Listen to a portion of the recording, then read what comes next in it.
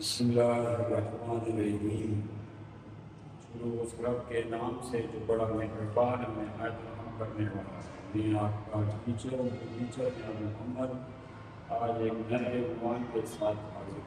ہمارا آج کا عنوان ہے منفعت نویس کی، یعنی ایک خط کی تعریف کیا ہے، خط کسی کہتے ہیں، اور اس کا لکھنے کا جو طریقہ کار ہے وہ جو ہم پڑھائیں گے۔ خط کسے کہتے ہیں تو شروعات کرتے ہیں خط کی تعریف۔ خط چونکہ پرانے زمانے کا طریقہ کار ہے، آج چونکہ جدید دور ہے اس کی ضرورت بھی نہیں، پھر کیوں لکھا جاتا ہے؟ کیونکہ یہ اردو ادب کا حصہ ہے، یہ اردو ادب کا حصہ، اس لیے ہمیں ضرورت نہیں ہے لیکن عام زندگی میں، لیکن اردو جب تک پورے سمجھی جائے گی یہ خط لکھا جائے گا، اور اردو ادب کا ساتھ ایک گہرا تعلق ہے۔ تو خط کسی کہتے ہیں تعریف، خط ایک ایسا تحریری پیغام ہوتا ہے، تحریری جس میں لکھائی کے ذریعے پیغام ہے۔ پرانے زمانے میں ہوتا ہے نا، جب کہ ایک شخص دوسرے شخص تک، یعنی جو لکھنے والا ہوتا ہے اور جو دوسرے کو پیغام بھیجتا ہے، وہ اپنی بات، جو بات وہ اسے بتانا چاہتا تھا، کہنا چاہتا تھا، یا اس کے دل میں جو خیالات تھے، یا دل میں اس کے احساسات تھے، یا اس کے بارے میں جو معلومات تھی، اس کو پہنچانے کے لیے وہ جو لکھائی کرتا تھا اس کو خط کہتے ہیں۔ اردو ادب سے وابستہ لوگوں نے بھی اس کی بڑی اہمیت بیان کی ہے۔ کسی نے اس کو خط کو آدھی ملاقات بھی کہا، یہ اس کو اور زمانے میں آدھی ملاقات کہتے تھے۔ اب آتے ہیں اس کے اقسام ہے، دو اقسام ہے، ایک ہوتا ہے رسمی خط اور دوسرا غیر رسمی خط۔ رسمی خط کیا ہوتا ہے؟ وہ خط ہوتا ہے جو کسی سرکاری یا تعلیمی یا دفاتری مقصد کے لیے ہم کسی بڑے عہدیدار افسر کو یا ادارے کو جو لکھتے ہیں وہ رسمی خط کہلاتا ہے۔ اس میں درخواست شامل ہے، اس کو رسمی خط کہا جاتا ہے۔ درخواست ہے جس طرح تعلیمی ادارے سے وابستہ اسٹوڈنٹ اپنے پرنسپل کو، اساتذہ کو خط لکھتے ہیں، اس طرح دفاتر سے جو لوکل افراد ہیں وہ وابستہ ہوتے ہیں اپنے اعلیٰ افسران کو، یا اس کو کوئی مسئلہ ہوتا ہے، کوئی مشکلات اس کو حل کرنے کے لیے جو تحریر کا سہارا لیتے ہیں، اس کو درخواست کہتے ہیں، اس کو رسمی خط کہا جاتا ہے۔ اب آتے ہیں جو غیر رسمی خط ہے۔ غیر رسمی خط کسے کہتے ہیں؟ وہ خط ہوتا ہے جو ہم اپنے دوستوں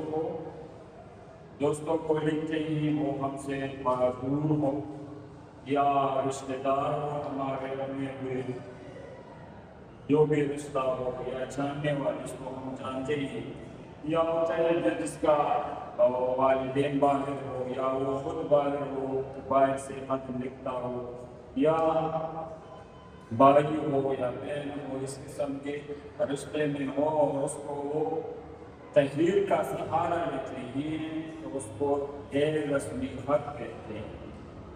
اب آتے ہیں کہ ایک اچھا خط لکھنے کا طریقہ کار کیا ہوتا ہے۔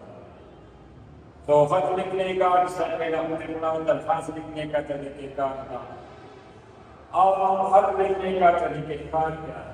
تو خط لکھنے شروع کرنے سے پہلے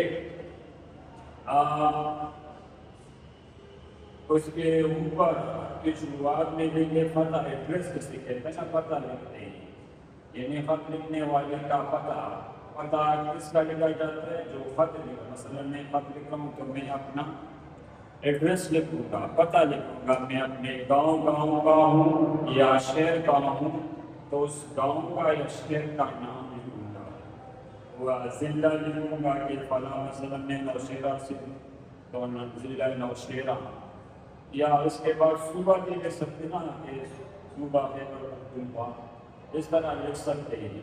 یعنی یہاں پر آپ نے جو خط لکھنے والا ہوتا ہے وہ اپنا پتہ لکھے گا. پتہ میں کیا لکھے؟ گاؤں ہو یا شہر میں رہتا ہو اس کا نام لکھے گا.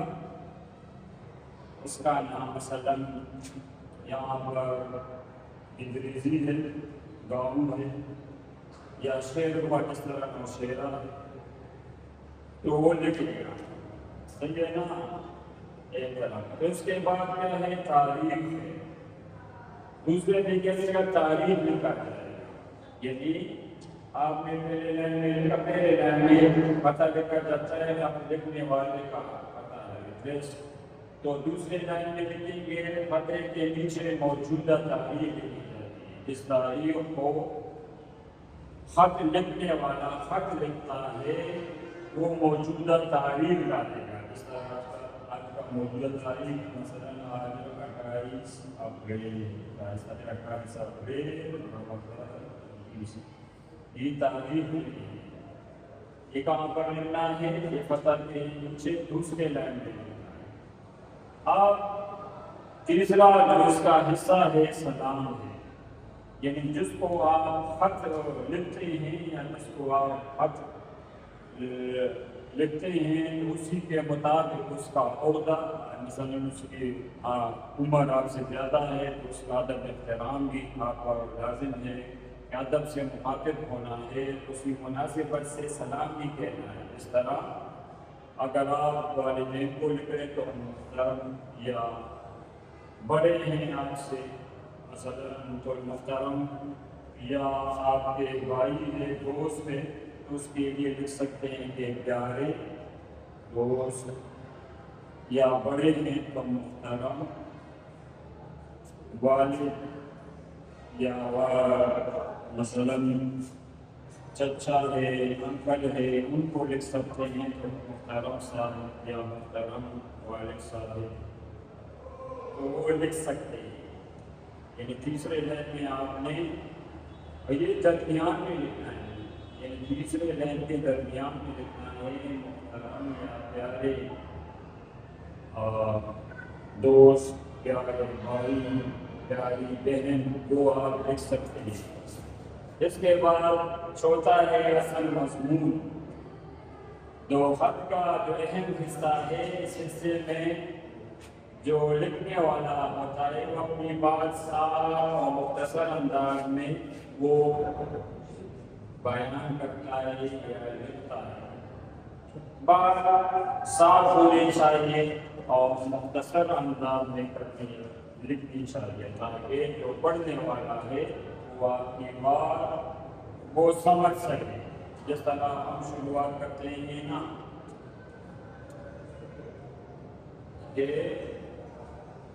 ہم پہلے اس پر سلام کے بعد یہ ہے لکھتے ہیں نا، سلام کے بعد عرض یہ ہے کہ میں خیریت سے ہوں اور آپ کی خیریت خداوند کریم سے نیک مطلوب چاہتا ہوں. اس طرح سلام کرنا ہے، پھر اس کی خیریت پوچھنی ہے.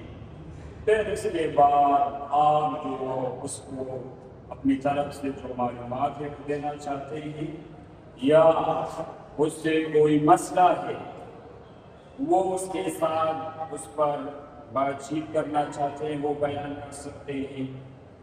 تو اس حصے میں یہ 3-4 لائنوں میں مختصر سے بیان کرنی ہے تاکہ پڑھنے والا قاری جو ہے وہ سمجھ سکے. آپ کی بات مختصر ہونی چاہیے اور صاف بات ہونی چاہیے، صاف سادہ الفاظ میں ہونی چاہیے. اس کے بعد اس کا جو 5واں حصہ ہے وہ ہے اختتام. خط کا اختتام کس طرح کریں گے؟ آخر میں اچھے الفاظ کے ساتھ خط ختم کیا جاتا ہے. اچھے الفاظ کے ساتھ آپ نے وہ خط ختم کرنا ہے. مثلاً اچھے الفاظ کس طرح ہے؟ اس کے لیے آپ دعا گو رہتے ہیں یا اس سے کہتے ہیں بڑے ہیں تو اس سے کہہ سکتے ہیں کہ آپ کے دعاؤں کا طلبگار رہوں گا، یا میری طرف سے یا میں دوست کو جلدی سے میری طرف سے آپ کو بھی دعا سلام یہ لکھ سکتے ہیں، تو یا اس کے گھر والوں کو دعا سلام کہ میری طرف سے آپ کے والدین کو دعا سلام۔ تو یہ اچھے الفاظ کے ساتھ آپ ایک اچھا حج و اختتام کر سکتے ہیں۔ تو آپ نے کرنا کیا ہے کہ آپ نے لکھنا ہے کہ اگر دوست آپ کا مخلص، تو اس نیچے پر لکھیں نا، یا بات تو نیچے لکھیں کہ آپ کا مخلص دوست مکمل ہو گیا، نیچے آپ پر آرام میں اچھانا ہے آپ کے نیچے، یا تو دوست کو لکھیں تو آپ کا مخلص دوست ہے، یا آپ سب سے بڑے ہیں اس سے دعاؤں کا طلبگار ہے، تو کیسے کہہ سکتے ہیں کہ آپ کے دعاؤں کا طلبگار یا دعا وہ دوست ہے، دوستی کا رشتہ ہے، تو لکھ سکتے ہیں کہ آپ کا پیارا دوست۔ تو یہ لکھ لیا۔